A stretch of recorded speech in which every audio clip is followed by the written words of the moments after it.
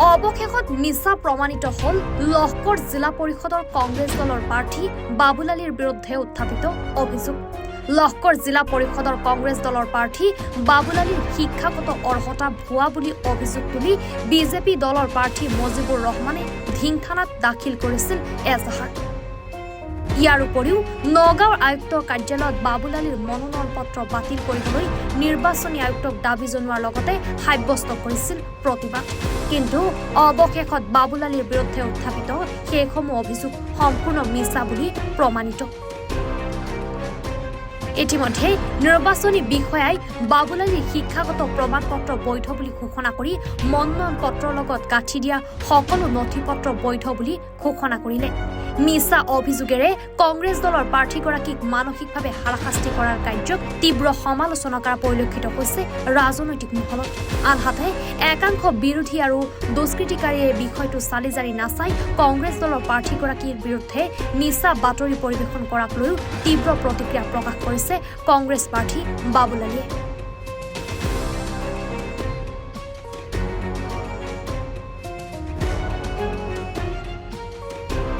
যে প্ৰশ্ন উত্থাপন কৰিছে দিল্লীত হেনো হিন্দী বাঢ়ি থাকে, তাত অসমীয়া ছাবজেক্ট কৰিব আহিছে।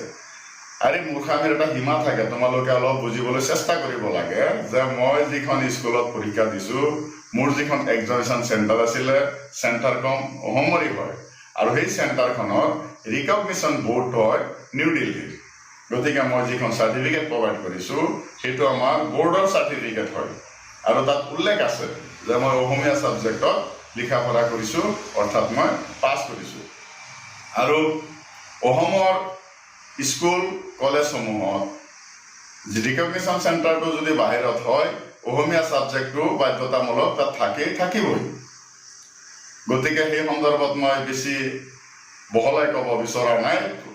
মই যিখিনি ডকুমেণ্ট দিব লাগে ইলেকশ্যন কমিশ্যনত মই গোটেইখিনি ডকুমেণ্ট ছাবমিট কৰিছোঁ আৰু গোটেইখিনি ডকুমেণ্ট একটা একটাকৈ তদন্ত কৰি পেলাই সকলো তদন্তৰ অন্তত যোৱাকালি মোক কণ্টেষ্টেণ্ট কেণ্ডিডেট হিচাপে চিলেক্ট কৰিছে।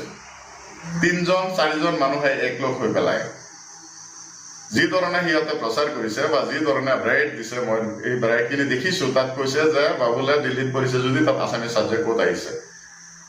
মই সেইকেইজন মানুহক জনাব বিচাৰিছোঁ মূৰ্খামিৰ এটা সীমা থাকে। যিটো চাৰ্টিফিকেট মই প্ৰভাইড কৰিছোঁ সেই চাৰ্টিফিকেটখনৰ ৰিকগনিশ্যন বৰ্ডটোহে দিল্লী।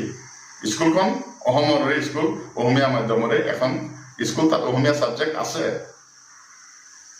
তাত মই বেছি একো ক'ব খোজা নাই। মই ভাবোঁ যে silent is the best answer. গতিকে সত্যৰ সদায় জয়, ৰাইজে জানে। মই এই 2-এজন দালালৰূপী নেতাক প্ৰত্যুত্তৰ দিবলৈ গৈ সময়ে সময়ে তেখেতক মই গোটেইখিনি বস্তু জনাই থকাৰো মোৰ প্ৰয়োজন নাই।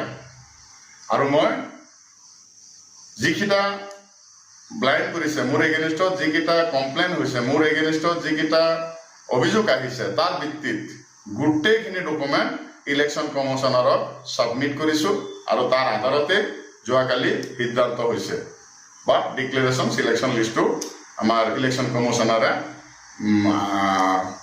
মুকলি কৰি দিবলৈ বাধ্য হৈছে। যিয়ে নহওক শ্ৰদ্ধাৰ ৰাইজ, আপোনালোকে জানে যে এই ক্ষমতাত থকা বিজেপি চৰকাৰৰ লগতে আমাৰ কিছু আঞ্চলিক দলৰ নেতাকৰ্মীয়ে সিহঁতৰ লগত মিলি পেলাই কংগ্ৰেছ বিৰোধী কাম বহু আগৰে পৰা কৰি আহিছে, নিৰ্বাচনতো কৰিব আৰু এতিয়ালৈকে কৰি আছে। আৰু আপোনালোকে এটা জানে, মোক বহুতে জনাইছে যে যিবিলাক মানুহে মোৰ এগেইনষ্টত গৈ প্ৰটেষ্ট কৰিছে সেইবিলাক মানুহ কেতিয়াও সমাজৰ ভাল কামত জড়িত নহয়। সমাজত অপকামত লিপ্ত হোৱা তথা সিহঁতৰ এগেইনষ্টত বহুত ক্ৰাইম আছে বুলি মোক ৰাইজে জনাইছে।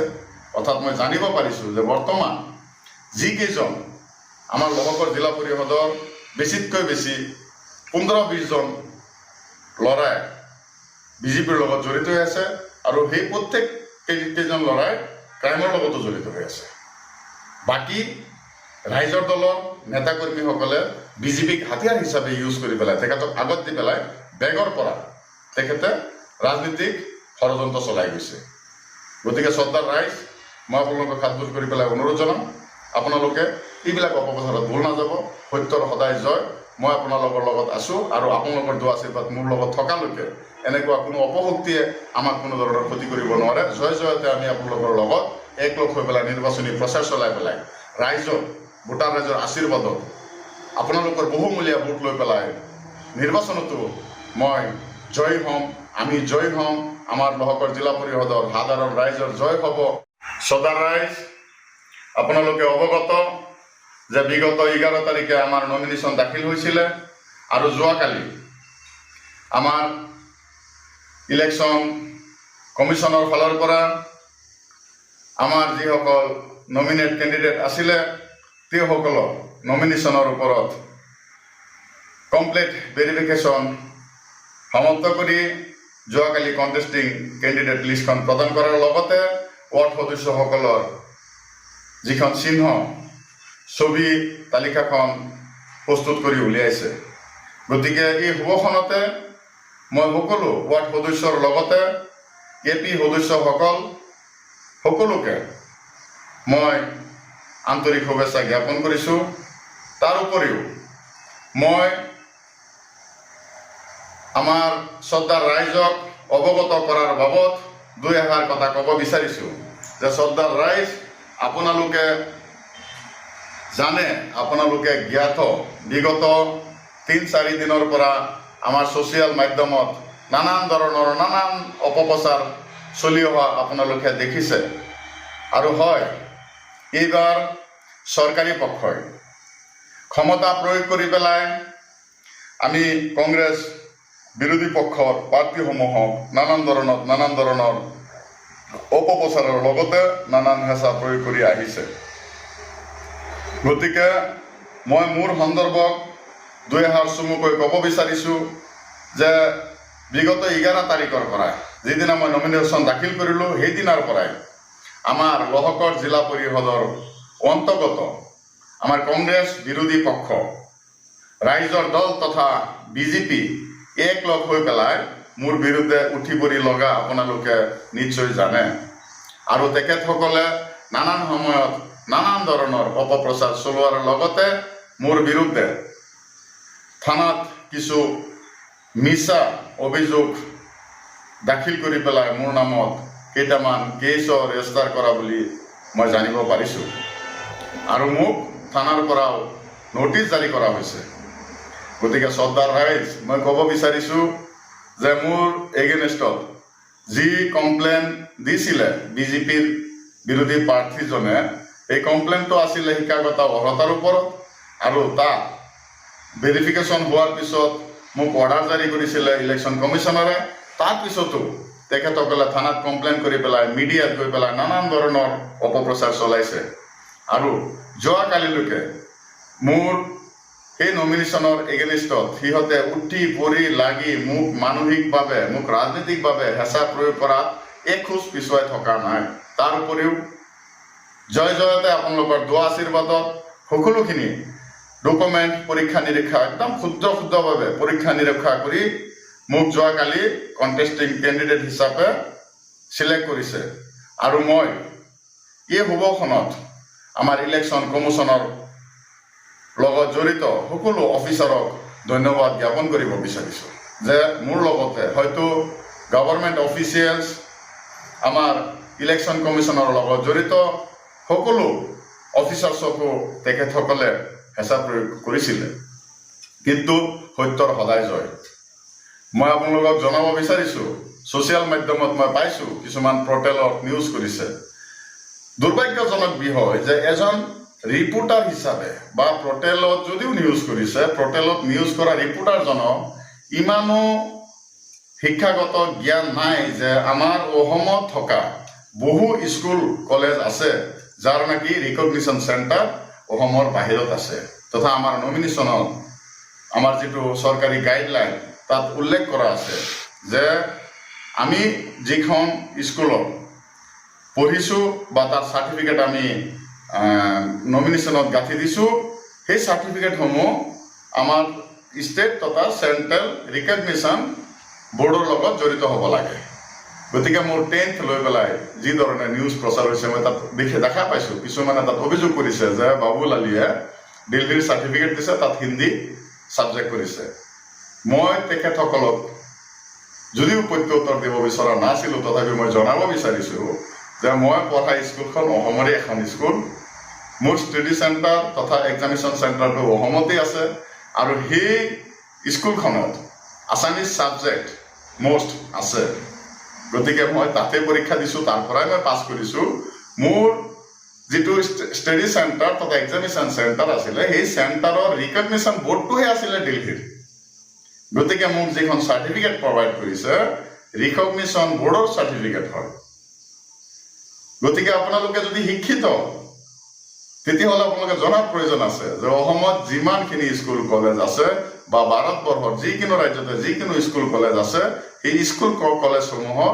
ৰিকগনিশ্যন বোৰ্ড চেণ্টাৰটো বোৰ্ডটো ৰিকগনিশ্যন যেটো বোৰ্ড হয় বোৰ্ডটো অন্য ৰাজ্যতো থাকিব পাৰে চেণ্ট্ৰেল ভাইছো থাকিব পাৰে আৰু ষ্টেট ভাইছো থাকিব পাৰে বাকি যেটো মোৰ হায়াৰ সেকেন্ডাৰী কথা কৈছে মই higher secondary graduation post graduation সেইখিনি মই চেন্নাই থাকি পেলাই কৰিছো আৰু চেন্নাইৰে কলেজ ইউনিভাৰ্চিটিত কৰিছো যেটো মোৰ হায়াৰ সেকেন্ডাৰী হয় তাৰ কলেজখনো চেন্নাইতে আছিলে সিনিয়ৰ সেকেন্ডাৰী চেন্নাইতে আছিলে চেন্নাইৰ যেটো স্কুল কলেজ হয় তাৰ ৰিকগনিশ্যন বোৰ্ডটো পাঞ্জাবৰ বোৰ্ড হয় গতিকে বোৰ্ড হ'বই পাৰে যেটো আপোনালোকে প্ৰশ্ন উত্থাপন কৰিছে আপোনালোকে অলপ চাব হেবিলাক যদি আপোনালোকে নাজানে ষ্টাডি কৰি চাব কিন্তু নচুৱাকৈ এজনৰ ওপৰত এনেকে মিছা বাতৰি প্ৰচাৰ কৰা বা এনেকে মিছা অভিযোগ কৰা হেতু মানহানি গোচৰৰ আধাৰত হয় তেখেতসকলে সাধাৰণ এটা বিষয়ত নাজানে যে আমাৰ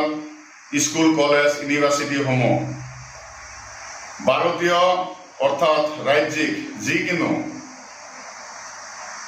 বোৰ্ডৰ লগত জড়িত হ'ব পাৰে অৰ্থাৎ আমাৰ স্কুল কলেজসমূহ ৰিকগনিশ্যন ষ্টেট তথা চেন্ট্ৰেল গভৰ্ণমেণ্টৰ কিছু বোৰ্ডৰ লগত জড়িত হয় আৰু মোৰ যেটো 10th লৈ পেলাই 10th এক্সামিনেশ্যন তথা 10th চাৰ্টিফিকেট লৈ পেলাই তেখেতে অভিযোগ আনিছিলে তেখেতে অপপ্ৰচাৰ চলাই আহিছিলে তেখেতক মই জনাব বিচাৰিছো যে চাওক মই অসমৰ ল'ৰা গাঁৱত জন্ম হৈছে কিন্তু এনেকুৱা নহয় যে মই অসমৰ বা ভাৰতীয় স্কুল কলেজত পঢ়াৰ মোৰ অধিকাৰ নাই মোৰ অধিকাৰ আছে আৰু মই 10th অসমৰ পৰাই পঢ়িছিলো অসমতে এক্সামিনেশ্যন দিছিলো আমাৰ যিবিলাক ষ্টাডি চেণ্টাৰ হয় ষ্টাডি চেণ্টাৰ তথা এক্সামিনেশ্যন চেণ্টাৰ সেইবিলাক চেণ্টাৰ অসমৰ স্কুল কলেজৰ চেণ্টাৰসমূহৰ আধাৰত মই 10th এক্সাম অসমতে দিছিলো অসমীয়া মাধ্যমৰ এখন স্কুলত দিছিলো আৰু সেইখন স্কুলৰ বোৰ্ড আছিলে নিউ দিল্লী তাৰ মানে মই ক'ব বিচাৰিছো বা আপোনালোকক বুজাই দিব বিচাৰিছো আপোনালোকে নাজানে নে জানি শুনি পেলাই অভিযোগ কৰিছে মই সেইটো ধৰিব পৰা নাই মই আপোনালোকক ক'ব বিচাৰিছো যে মই যে 10th এক্সামিনেশ্যন দিছো এক্সামিনেশ্যন দিয়া স্কুলখন আমাৰ অসমৰে এখন স্কুল অসমতে আছে আৰু মই তাত এক্সামিনেশ্যন দিয়া স্কুলখনৰ ৰিকগনিশ্যন বোৰ্ডটো নিউ দিল্লীৰ হয় গতিকে কিছুমানে দেখিছো যে প্ৰশ্ন উত্থাপন কৰিছে ধিঙৰ পৰা সাইদুল ইছলামৰ ৰিপৰ্ট এনি ভাৰত 24